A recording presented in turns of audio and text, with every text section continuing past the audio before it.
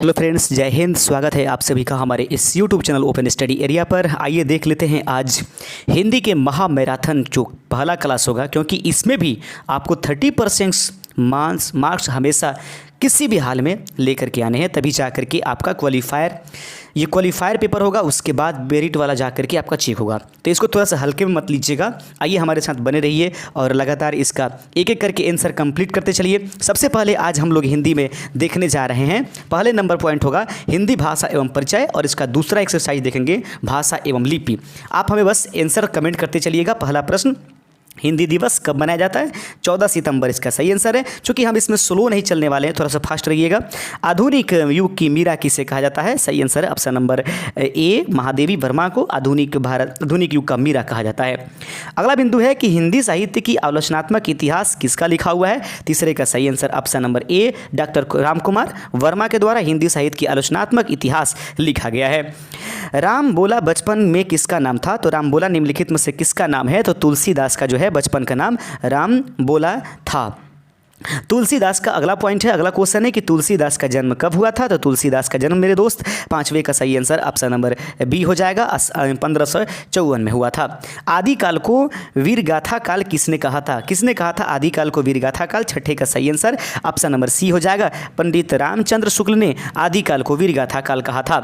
अगला क्वेश्चन है कि हिंदी की उत्पत्ति किस अपभ्रंश में हुई थी? तो हिंदी की उत्पत्ति किस अपभ्रंश में हुई थी? सातवें का सही आंसर ऑप्शन नंबर बी हो जाएगा, सौर अपभ्रंश में हिंदी की उत्पत्ति हुई थी।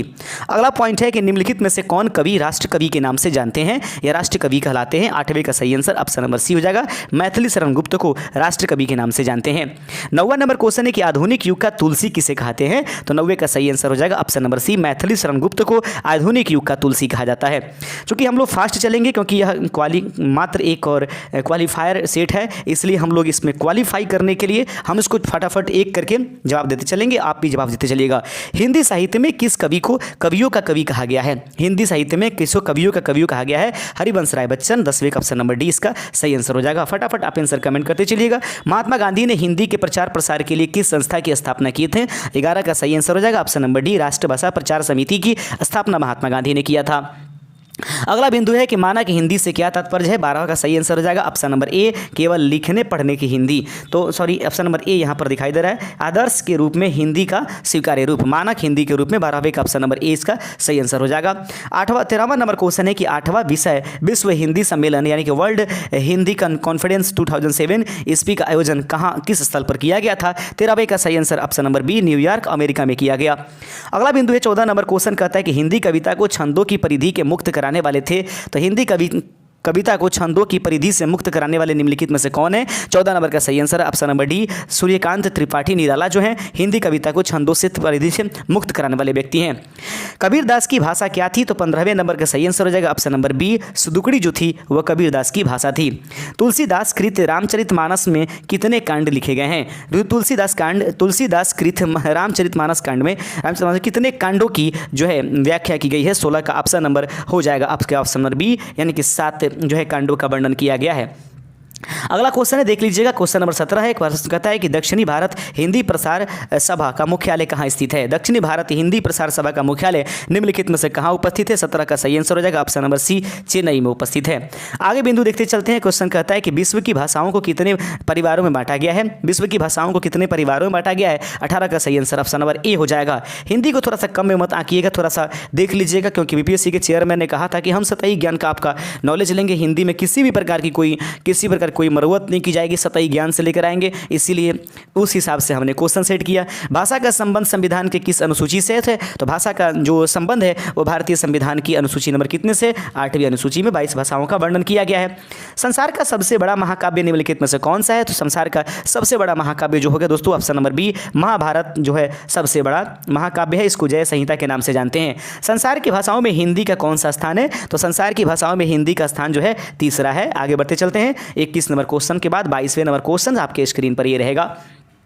प्रश्न को गौर से देख लीजिएगा, प्रश्न को छोटा मोटा मत समझिएगा, थोड़ा सा ध्यान में रखिएगा। हिंदी किस परिवार की भाषा है? हिंदी निम्नलिखित में से किस परिवार की भाषा है? 22वें का सही आंसर ऑप्शन नंबर बी, यूरोपीय परिवार का भाषा है। याद रखिएगा, यूरोपीय परिवार का भाषा याद रखिएगा, ये हिंदी जो है यूरोपीय परिवार की भाषा है। अगला बिंदु है, प्रश्न कहता है, अगला ध्यान से देखिएगा, अगले नंबर क्वेश्चन की तरफ देखते हैं। 23 नंबर क्वेश्चन आपके सामने है, थोड़ा सा और छोटा कर लेंगे हल्का सा। आगे देखिएगा, प्रश्न आपके पास जो कह रहा है कि हिंदी का प्राचीनतम रूप मिलता है, तो हिंदी का प्राचीनतम रूप कहाँ पर मिलता है? 23वें का ऑप्शन नंबर सी हो जाए, ऑप्शन नंबर कितना हो जाएगा? 23 का ऑप्शन नंबर हो जाएगा आपके पास ऑप्शन नंबर ए, यानी ऋग्वेद में। हिंदी का प्राचीनतम रूप कहाँ मिलता है? ऋग्वेद में। हिंदी साहित्य सम्मेलन का प्रयाग की रचना कब हुई थी? हिंदी साहित्य सम्मेलन प्रयाग की रचना कब हुई थी? इसका सही आंसर हो जाएगा 24 नंबर का सही आंसर ऑप्शन नंबर हो जाएगा ए, यानी कि 1910 ईस्वी में हुआ था।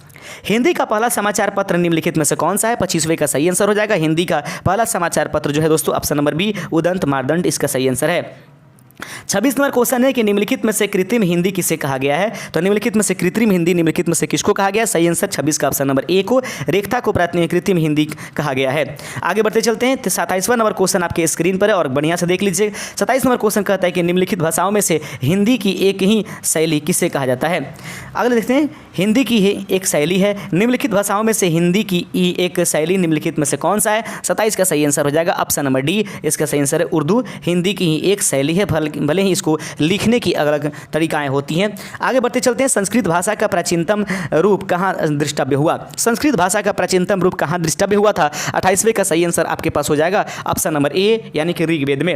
याद रखेंगे संस्कृत भाषा का प्राचीनतम रूप क्या है सर? तो यहाँ पर सॉरी हम 29 भारतवर्ष में हिंदी को आप किस वर्ग में रखेंगे?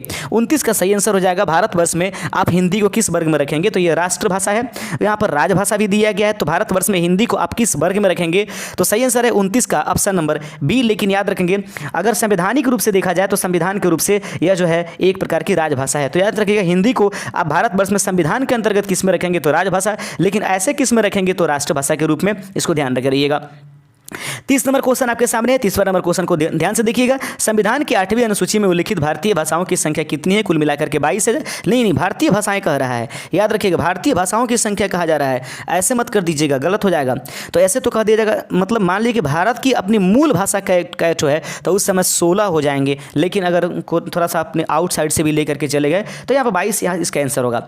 संविधान की 8वीं अनुसूची में उल्लिखित भारतीय भाषाओं की संख्या कितनी है? तो क्या है? 22। चूंकि नेपाल वाले क्षेत्र से कुछ लोग ऐसे में, तो बिहार में वो लोग भी नेपाली वगैरह जानते हैं, तो इस हिसाब से अगर सिर्फ कह दे कि कठोरतम कितने हैं तो पूर्णतः उस समय यह आंसर नहीं होगा। लेकिन अभी जो है 8वीं अनुसूची के अंतर्गत 22 भाषाएं हिंदी भाषा में रखी गई है।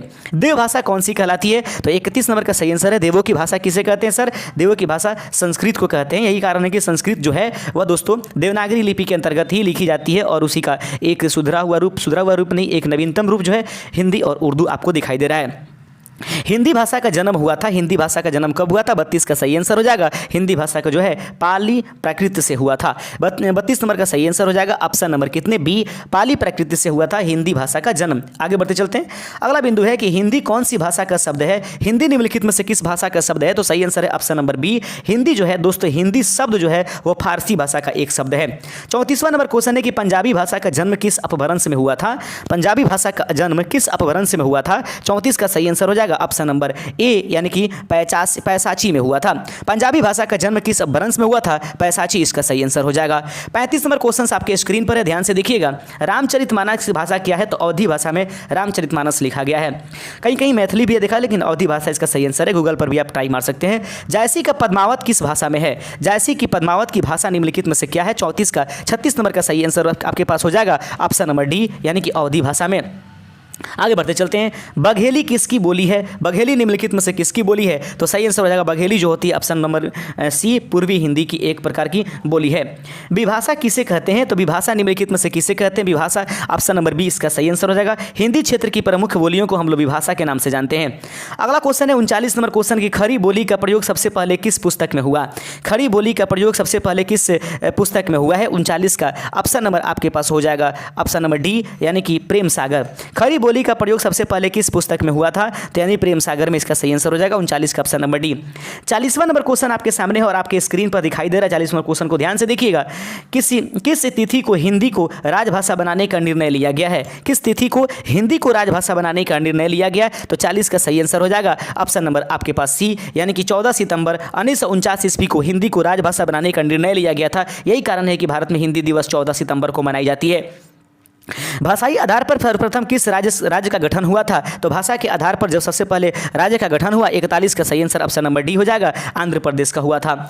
आगे बढ़ते चलते हैं। अगला नंबर क्वेश्चन आपके सामने है कि भाषा के आधार पर भारतीय राज्यों की पुनः संरचना की गई थी। तो सही आंसर हो जाएगा 42 का ऑप्शन नंबर आपके पास ऑप्शन नंबर हो जाएगा डी, इसका सही आंसर है। 1956 ईस्वी में भारतीय भाषाओं के आधार पर राज्यों में थोड़ा सा बदलाव भी किया गया था। कुछ क्षेत्रों को अदला बदली किया गया था, जैसे बिहार की पूर्णिया से एक पूर्णिया स्थान काट करके पश्चिम बंगाल में दिया गया था, क्योंकि वो बंगाली भाषा को ज़्यादा प्रेम करते थे। आगे है तुलसीकृत विनय पत्रिका की भाषा निम्नलिखित में से कौन सी है? 43 का सही आंसर हो जाएगा ऑप्शन नंबर बी, ब्रज। याद रखेंगे, तुलसीकृत विनय पत्रिका की भाषा निम्नलिखित में से कौन सी है? ब्रज इसका राइट आंसर है। अगला क्वेश्चन है कि संविधान सभा में हिंदी को राजभाषा बनाने का प्रस्ताव किसने रखा था? संविधान सभा में हिंदी को राजभाषा बनाने का प्रस्ताव सबसे पहले किसने रखा था? 44 का सही answer option number A, Gopal Swami Ayyangar जो है वो सबसे पहले हिंदी को राजभाषा बनाने के लिए प्रस्ताव उन्होंने रखा था। अगला बिंदु है नागरी प्रचारिणी सभा का स्थापना वर्ष है। नागरी प्रचारिणी सभा का स्थापना वर्ष निम्नलिखित में से कब है? 45 का सही आंसर हो जाएगा ऑप्शन नंबर ए, 1893 ईस्वी में। अगला बिंदु है कि संविधान के किस अनुच्छेद में कहा गया है कि संघ की राजभाषा हिंदी और लिपि देवनागरी होगी? संविधान के किस अनुच्छेद में कहा गया है कि संघ की राजभाषा हिंदी और उसकी लिपि जो होगी वह देवनागरी होगी? 46 का सही आंसर आपके सामने दिखाई दे रहा है, वो ऑप्शन नंबर ए हो जाएगा। अनुच्छेद नंबर 343 में इसका वर्णन किया गया है। अगला बिंदु है कि वर्ष 1955 में गठित प्रथम राजभाषा आयोग के अध्यक्ष कौन थे? वर्ष 1955 में गठित प्रथम राजभाषा आयोग के अध्यक्ष निम्नलिखित में से कौन से थे? तो सही आंसर हो जाएगा 47 का ऑप्शन नंबर ए, यानी कि बीजी खेर इसका सही आंसर हो जाएगा। 48वां नंबर क्वेश्चन आपके स्क्रीन पर उपस्थित है और ध्यान से देखिएगा। 48 नंबर क्वेश्चन को एकदम अच्छे से देखने चलने की जरूरत है। प्रश्न कह रहा है 10वां विश्व हिंदी सम्मेलन 2015 कहाँ आयोजित किया गया था? तो 10वां विश्व हिंदी सम्मेलन जो है दोस्तों वह 48 का ऑप्शन नंबर ए इसका सही आंसर हो जाएगा, भोपाल भारत में इसको स्थापित किया गया था। आगे बढ़ते चलते हैं। अगला क्वेश्चन है 49 नंबर, भारतवर्ष के लिए हिंदी भाषा का नाम सबसे पहले किसने सुझाया था? भारतवर्ष के लिए हिंदी भाषा का नाम सबसे पहले किसने सुझाया था? सही आंसर हो जाएगा option number D, Madan Mohan Malviya ने। याद रखिए दोस्तों कि जिस तरीके से सतह को पकड़ाने की कोशिश की जा रही है उस तरह से सतही क्वेश्चन हम आपके पास उपस्थित कर रहे हैं। चाहे कितना हार्ड क्वेश्चन ले लें, चाहे कितना हार्ड आप पेपर वो ले लें, बीपीएससी आप हारने वाले नहीं हो। अब एग्जाम न हो इसका मैं नहीं जानता कि क्या होगा और क्या नहीं, बस आप बने रहिए, इस मूड में बने रहिए। जब तक अंतिम फैसला हो नहीं जाता है तब तक मूड में बने रहिए, कोई ठिकाना नहीं। अगर हो गया, नहीं होने का चांस तो लगभग ना लगता है, लेकिन होने का चांस अधिकतम लगती है। लेकिन फिर भी अब सरकार जाने, उसके घोषणा तक तो आपको आपके लगे रहना है। पता नहीं ऐसी फिर सिचुएशन कभी लाइफ में आए कि ना आए। काशी नगरी प्रचारिणी सभा के संस्थापकों में कौन नहीं है? काशी नगरी प्रचारिणी सभा के संस्थापकों में निम्नलिखित में से कौन शामिल नहीं है? 50वें का ऑप्शन नंबर डी हो जाएगा, रामचंद्र शुक्ल। 51 नंबर क्वेश्चन है कि 10वां विश्व हिंदी सम्मेलन किस शहर में आयोजित किया गया? 10वां विश्व हिंदी सम्मेलन किस शहर में आयोजित किया गया? 51 का सही आंसर ऑप्शन नंबर सी हो जाएगा, नई दिल्ली। देखिए विश्व हिंदी सम्मेलन किस शहर में आयोजित किया गया है? सम्मेलन के लिए कहा जा रहा है आयोजित करने के लिए, इसके पहले जो दिया गया था 2015 वाला भी दिया गया था। हिंदी साहित्य को कितने कालखंडों में विभक्त किया गया है? 52 का सही आंसर हो जाएगा ऑप्शन नंबर बी। तो हिंदी कालखंडों को जो है वो 4 भागों में विभक्त किया गया, 4 कालखंडों में। 52 का ऑप्शन नंबर बी हो जाएगा। अगला बिंदु है 53 नंबर क्वेश्चन की हिंदी के अतिरिक्त कौन सी भाषा देवनागरी लिपि में लिखी जाती है? हिंदी के अतिरिक्त कौन सी भाषा देवनागरी लिपि में लिखी जाती है? 53 का सही आंसर ऑप्शन नंबर डी हो जाएगा, नेपाली भी देवनागरी के रूप में ही लिखी जाती है। अगला बिंदु है कि हिंदी भाषा राज्य के अंतर्गत कौन सा राज्य नहीं है? हिंदी भाषा राज्य के अंतर्गत निम्नलिखित में से किस राज्य को शामिल नहीं किया गया है? 54 का ऑप्शन नंबर हो जाएगा आपके पास option number D, Maharashtra. Hindi भाषा राज्य के अंतर्गत कौन सा राज्य नहीं है? तो इसका सही आंसर हो जाएगा महाराष्ट्र। आगे बढ़ते चलते हैं। मराठी वहाँ पर सबसे ज़्यादा बोली जाती है। विश्व हिंदी दिवस किस तिथि को मनाया जाता है? यहाँ पर विश्व हिंदी दिवस कहा जाता है। 55 का सही आंसर हो जाएगा ऑप्शन नंबर बी, यानी कि 10 जनवरी को। अगर भारत में हिंदी दिवस कब मनाया जाता है? 14 सितंबर। लेकिन विश्व हिंदी दिवस कब मनाई जाती है? तो 55 का सही आंसर ऑप्शन नंबर बी, 10 जनवरी इसका सही आंसर हो जाएगा। आगे बिंदु है आपके सामने कि 12वां विश्व हिंदी सम्मेलन 2023 में कहाँ आयोजित किया गया। प्रश्न है कि 12वां विश्व हिंदी सम्मेलन 2023 में कहाँ आयोजित किया गया था। और करंट अफेयर्स का ये क्वेश्चन होगा। सही आंसर है ऑप्शन नंबर ए यानी कि फिजी में। 12वां विश्व हिंदी सम्मेलन 2023 में कहाँ आयोजित किया गया था। फिजी में इसको क्या किया गया था, ये आयोजित किया गया था। आगे बिंदु है दोस्तों कि 11वां विश्व हिंदी सम्मेलन 2018 कहाँ आयोजित किया गया। 11वां पूछा गया है इस बार। 11वें का सही आंसर है पोर्ट लुइस मॉरिशस में इसको ये आयोजित किया गया था। दोस्तों अभी जो हम लोग देख रहे थे उसमें देख रहे थे हम लोग कंटेंट किसका, उस कंटेंट का नाम था सबसे पहले हम लोगों ने जो देखा उसको बता दे रहा हूं। अभी आप लोग देख रहे थे हिंदी भाषा की परिचय। अब हम लोग भाषा एवं लिपि से संबंधित क्वेश्चनों को देखने जा रहे हैं। तो भाषा एवं लिपि से संबंधित भी क्वेश्चंस आपके पास भारी मात्रा में नजर आएंगे।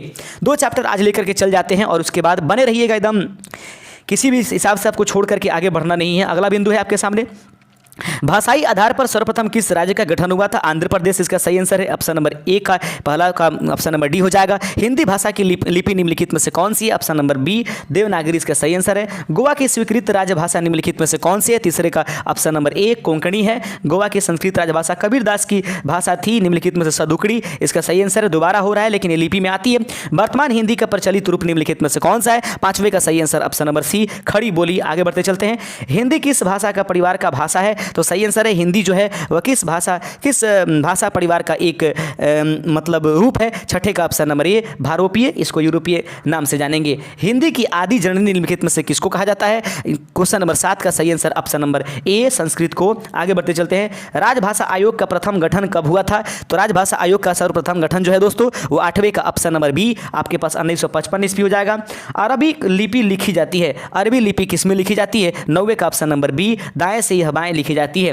पंजाब किस लिपि में लिखी जाती है। पंजाबी किस लिपि में लिखी जाती है। 10वें का ऑप्शन नंबर डी गुरुमुखी में लिखी जाती है।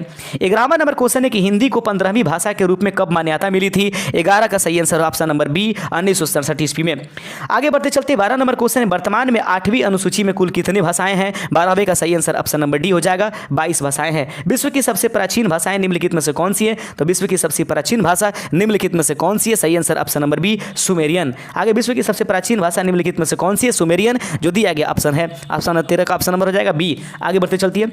राजभाषा आयोग के प्रथम अध्यक्ष निम्नलिखित में से कौन थे। 14 का सही आंसर हो जाएगा ऑप्शन नंबर बी बीजी खरे। तो राजभाषा आयोग के प्रथम अध्यक्ष निम्नलिखित में से कौन से थे। बीजी खरे इसका सही आंसर हो जाएगा। भारत में सर्वाधिक बोली जाने वाली दूसरी भाषा कौन सी है। तो भारत में सर्वाधिक बोली जाने वाली दूसरी भाषा निम्नलिखित में से कौन सी है। सही आंसर हो जाएगा 15वें का ऑप्शन नंबर बी बांग्ला। आगे बढ़ते चलते हैं। देव भाषा कौन सी है। तो देव की भाषा निम्नलिखित में से कौन कहलाती है। सही आंसर हो जाएगा ऑप्शन नंबर सी संस्कृत। आगे बढ़ते चलते हैं। ब्रज भाषा किस लिपि में लिखी जाती है। ब्रज भाषा निम्नलिखित में से किस लिपि में लिखी जाएगी। ऑप्शन नंबर बी इसका सही आंसर हो जाएगा ब्रह्मी इसका सही आंसर है। सर्वप्रथम भाषा का प्रयोग किस रूप में हुआ था। तो सर्वप्रथम भाषा का प्रयोग जो दोस्तों वो किया गया था वो सही आंसर 18 नंबर का ऑप्शन नंबर सी सांकेतिक रूप में। भारत की अगला बिंदु है कि भारत की सबसे प्राचीन भाषा निम्नलिखित में से कौन सी है। भारत की सबसे प्राचीन भाषा निम्नलिखित में से 19 का ऑप्शन नंबर बी हो जाएगा संस्कृत हो जाएगा। आगे बढ़ते चलते हैं कि भारत की राष्ट्रभाषा कौन सी है। तो भारत की राष्ट्रभाषा निम्नलिखित में से कौन सी है। तो सही आंसर हो जाएगा हिंदी ऑप्शन नंबर ए इसका सही आंसर हो जाएगा। 20वें का ऑप्शन नंबर ए इसका सही आंसर हो जाएगा। 21 नंबर क्वेश्चन है कि भाषा के लिखने का ढंग निम्नलिखित में से क्या कहलाती है। तो भाषा के लिखने के ढंग को लिपि कहा जाता है। भाषा साधक है। 22वें का सही आंसर हो जाएगा ऑप्शन नंबर ए अभिव्यक्ति का। भाषा साधन है अभिव्यक्ति को। आगे बढ़ते चलते पूर्वी हिंदी किस अपभ्रंश में निकली। पूर्वी हिंदी किस अपभ्रंश से निकली हुई है। 23वें का सही आंसर हो जाएगा ऑप्शन नंबर आपके साथ डी अर्धमागधी में। ब्रज भाषा का विकास किससे हुआ। तो ब्रज भाषा का विकास निम्नलिखित में से किससे हुआ। 24 का ऑप्शन नंबर सी हो जाएगा सौर श्रेणी में हुआ था। पद्मावत की भाषा है। पद्मावत की भाषा निम्नलिखित में से कौन सी है। पद्मावत की भाषा निम्नलिखित में से ऑप्शन नंबर बी अवधि। आगे बढ़ते चलते हैं। आधुनिक देवनागरी का प्राचीन रूप है। आधुनिक देवनागरी का प्राचीन रूप निम्नलिखित में से कौन सा है। 26 का ऑप्शन नंबर बी हो जाएगा ब्राह्मी। आगे बढ़ते चलते हैं अगले नंबर क्वेश्चन की तरफ। 27वां नंबर क्वेश्चन कहता है कि देवनागरी लिपि में सुधारों का प्रारंभिक प्रयत्न किसने किया था। देवनागरी लिपि में सुधारों का आरंभिक प्रयत्न निम्नलिखित में से किसने किया था। 27 का ऑप्शन नंबर हो जाएगा ऑप्शन नंबर सी बाल गंगाधर तिलक ने। 27 का ऑप्शन नंबर सी हो जाएगा। आगे बढ़ते चलते हैं 28वां नंबर क्वेश्चन आपके सामने है। प्रश्न कहता है कि भाषा की उत्पत्ति किस धातु से हुई है। भाषा की उत्पत्ति निम्नलिखित में से किस धातु से हुई है। भाष से। हिंदी की उपभाषाओं की संख्या निम्नलिखित में से कितनी है। तो हिंदी के उपभाषाओं की संख्या वो 5 है। आगे बढ़ते चलते हैं। भारत की राजभाषा को कब स्वीकार किया गया है? भारत की राजभाषा को कब स्वीकार किया गया है? 30वें का सही आंसर हो जाएगा। दोबारा पूछ लिया गया है ताकि आप 14 सितंबर 1949 इसको थोड़ा सा एक बार और कंटेंट हो जाए। संघ की भाषा हिंदी और लिपि देवनागरी होगी, यह संविधान के किस अनुच्छेद में लिखा गया है? 31 का ऑप्शन नंबर ए हो जाएगा। हिंदी भाषा में बोलियों की मूल संख्या कितनी है? 32 का सही आंसर हो जाएगा। ऑप्शन नंबर डी 18 है। आगे बढ़ते चलते हैं। 33 नंबर क्वेश्चन आपके सामने है कि मालवी हिंदी किस उपभाषा के अंतर्गत आती है? 33 का सही आंसर हो जाएगा। ऑप्शन नंबर डी पूर्वी हिंदी। छत्तीसगढ़ी बोली किस हिंदी के अंतर्गत आती है? छत्तीसगढ़ी बोली किस हिंदी के अंतर्गत आएगी? 34वें का सही आंसर हो जाएगा। ऑप्शन नंबर सी पूर्वी हिंदी के अंतर्गत आएगी। नेपाली भाषा किस लिपि में लिखी जाती है? देवनागरी इसका सही आंसर हो जाएगा। तुरंत आपको 35 नंबर क्वेश्चन इसका सही आंसर हो जाएगा। Option number B. आगे बढ़ते चलते हैं। राष्ट्रभाषा निम्नलिखित में से कौन सी है? राष्ट्रभाषा निम्नलिखित में से कौन सी है? 36 नंबर क्वेश्चन का हो जाएगा ऑप्शन नंबर सी। बहुसंख्यक देशवासियों द्वारा प्रयोग किए जाने वाले भाषा को राष्ट्रभाषा के नाम से जाना जाता है। अगला बिंदु है कि खड़ी बोली किस हिंदी क्षेत्र के अंतर्गत आती है? 37 का सही आंसर हो जाएगा। ऑप्शन नंबर सी पश्चिमी हिंदी के अंतर्गत आती है। अगला क्वेश्चन है हिंदी शब्द की व्युत्पत्ति किस शब्द से हुई है? 38 नंबर क्वेश्चन का सही आंसर हो जाएगा कि हिंदी शब्द की उत्पत्ति जो है दोस्तों वह हुई है आपके पास ऑप्शन नंबर सी सिंधु से। हिंदी शब्द की उत्पत्ति जो है वह सिंधु शब्द से हुई है। संविधान में हिंदी को कौन सा दर्जा दिया गया है? तो संविधान में हिंदी को किस रूप में दर्जा दिया गया है? 39 का रियल में अर्थ आपके पास जो हो जाएगा वो हो जाएगा ऑप्शन नंबर आपके पास बी। राजभाषा का दर्जा दिया गया संविधान में और ऐसे राष्ट्रभाषा है, दोनों मत कर दीजिएगा। इसके पहले भी मैंने डिस्कस किया है। देवनागरी लिपि किस प्रकार की लिपि है? तो देवनागरी लिपि जो है दोस्तों वह किस प्रकार की लिपि है? सही आंसर है अक्षरात्मक है। किस राज्य की राजभाषा अंग्रेजी है? तो किस राज्य की राजभाषा अंग्रेजी है? नागालैंड के राजभाषा जो है वो अंग्रेजी है। देवनागरी को दक्षिणी भारत में किस नाम से जाना जाता है? तो देवनागरी को दक्षिणी भारत में दोस्तों वो ऑप्शन नंबर डी नंद नागरी के नाम से जानते हैं। अगला बिंदु देखते चलते हैं। कौन सी भाषा मानक भाषा नहीं मानी जाती है? कौन सी भाषा निम्नलिखित में से मानक भाषा नहीं मानी जाती है? 43 का ऑप्शन नंबर सी हो जाएगा। अवधि को मानक भाषा नहीं मानी जाती है। बोली के संदर्भ में कौन सा कथन गलत है? बोली के संदर्भ में निम्नलिखित में से कौन सा कथन जो है वह गलत मानी जाएगी? 44वें का ऑप्शन नंबर ए हो जाएगा। बोली में केवल मौखिक साहित्य परंपरा होती है। 45 नंबर क्वेश्चन आपके सामने है। 45वां नंबर क्वेश्चन कहता है खड़ी बोली निम्नलिखित में से कहाँ बोली जाती है? 45 का सही आंसर हो जाएगा खड़ी बोली निम्नलिखित में से कहाँ पर बोली जाती है? ऑप्शन नंबर सी इसका सही आंसर हो जाएगा मेरठ। आगे बढ़ते चलते हैं। सौरसेनी अपभ्रंश से किस उपभाषा का विकास हुआ? प्रश्न आपके सामने है कि सौरसेनी अपभ्रंश से किस उपभाषा का विकास हुआ? 46 का सही आंसर हो जाएगा ऑप्शन नंबर आपके पास बी पश्चिमी हिंदी। आगे बढ़ते चलते हैं। प्रश्न कहता है कि पूर्वी हिंदी की बोली निम्नलिखित में से कौन सी है? 47 का सही आंसर हो जाएगा पूर्वी हिंदी की बोली निम्नलिखित में से कौन सी है? 47 का ऑप्शन नंबर सी हो जाएगा बघेली इसका सही आंसर है। राजस्थानी उपभाषा में कितनी बोलियां हैं? राजस्थानी उपभाषा में निम्नलिखित में से कुल कितनी बोलियां हैं? 48 का सही आंसर हो जाएगा ऑप्शन नंबर ए। आगे बढ़ते चलते देवनागरी लिपि का विकास किस लिपि में हुआ? तो देवनागरी लिपि का विकास निम्नलिखित में से किस लिपि से हुआ? ऑप्शन नंबर बी इसका सही आंसर हो जाएगा ब्राह्मी लिपि। आगे बढ़ते चलते अगले नंबर क्वेश्चन को ध्यान से देख लीजिए। 50वां नंबर क्वेश्चन है कि खड़ी बोली का उद्भव अपभ्रंश के किस रूप में हुआ? खड़ी बोली का उद्भव अपभ्रंश के किस रूप में हुआ था? 50वें का सही आंसर हो जाएगा ऑप्शन नंबर सी सौरसेनी का उत्तरी रूप में। आगे बढ़ते चलते हैं। खड़ी बोली का सर्वाधिक उपयुक्त प्राचीन नाम है। खड़ी बोली का सर्वाधिक उपयुक्त प्राचीन नाम लिखित में से कौन सा है? 51 का सही आंसर हो जाएगा ऑप्शन नंबर आपके सामने ए यानी कि रेखता। इसके पहले भी बताया गया था। आगे बिंदु है कि हिंदी साहित्य का इतिहास कितने कालखंडों में विभाजित है? तो हिंदी साहित्य का इतिहास जो है कुल कितने खंडों में विभाजित है? सही आंसर हो जाएगा ऑप्शन नंबर बी 4 खंडों में। पृथ्वीराज रासो किस भाषा में रचित है? पृथ्वीराज रासो किस भाषा में रचित किया गया है? 53 का सही आंसर हो जाएगा आपके पास ऑप्शन नंबर बी ब्रज भाषा।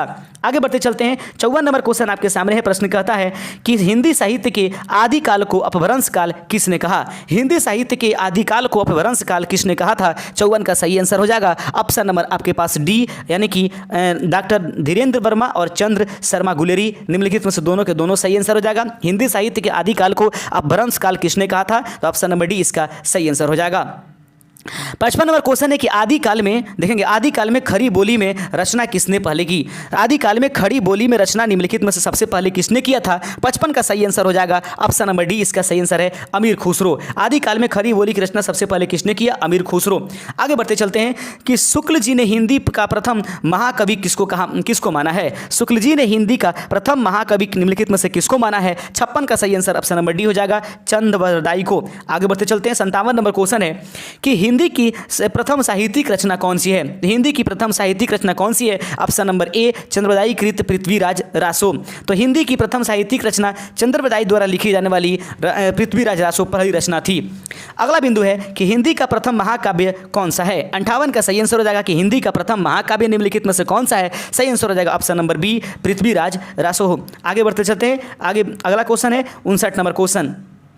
प्रश्न कहता है 59 नंबर की हिंदी का प्रथम कवि निम्नलिखित में से कौन सा है? हिंदी का प्रथम कवि निम्नलिखित में से ऑप्शन नंबर ए सरहपाद इसका सही आंसर है। आगे बढ़ते चलते हैं। 60 नंबर क्वेश्चन है हिंदी का प्रथम बड़ा महाकाव्य कौन सी है? 60वें का सही आंसर हो जाएगा ऑप्शन नंबर ए। इसके बाद पद्मावत। हिंदी का प्रथम बड़ा महाकाव्य कौन है? पद्मावत। आगे बढ़ते चलते 61 नंबर बारहमासा का वर्णन सर्वप्रथम किस ग्रंथ में मिलता है? बारहमासा का वर्णन सर्वप्रथम किस ग्रंथ में मिलता है? 61 का सही आंसर हो जाएगा ऑप्शन नंबर आपके सामने ए यानी कि विशलदेव रासो। आगे बढ़ते चलते हैं।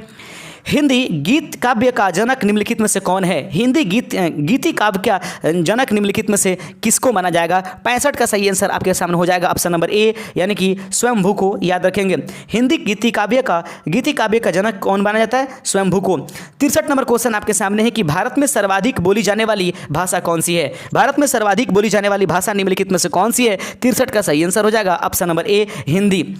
आगे बढ़ते चलते हैं। हिंदी भाषा का जन्म निम्नलिखित में से हुआ, तो हिंदी भाषा का जन्म कब हुआ था? 64 का क्वेश्चन नंबर हो जाएगा, 64 का आंसर हो जाएगा ऑप्शन नंबर ए अपभ्रंश में। आगे बढ़ते चलते हैं। अगला क्वेश्चन ऐसे है कि भारतवर्ष में हिंदी को आप किस वर्ग में मापेंगे? 65 का सही आंसर हो जाएगा ऑप्शन नंबर ए राजभाषा में। आगे बढ़ते चलते हैं। अगला क्वेश्चन है कि निम्नलिखित में से कौन सी भाषा संस्कृत भाषा की अपभ्रंश है? निम्नलिखित में से कौन सी भाषा संस्कृत भाषा की अपभ्रंश है? 66 का ऑप्शन नंबर डी हो जाएगा पाली भाषा का। आगे बढ़ते चलते हैं। आगे बिंदु है, प्रश्न कहता है कि अधिकतर भारतीय भाषाओं का विकास किस लिपि में हुआ है? तो 67 का सही आंसर हो जाएगा दोस्त ऑप्शन नंबर डी ब्राह्मी लिपि में हुआ है। आगे बढ़ते चलते 68 नंबर क्वेश्चन है कि भारतीय संविधान में किस अनुच्छेद में राजभाषा संबंधी प्रावधानों का उल्लेख किया गया है? 68 का सही आंसर हो जाएगा ऑप्शन नंबर ए 343 से 351 तक। आगे बढ़ते चलते हैं।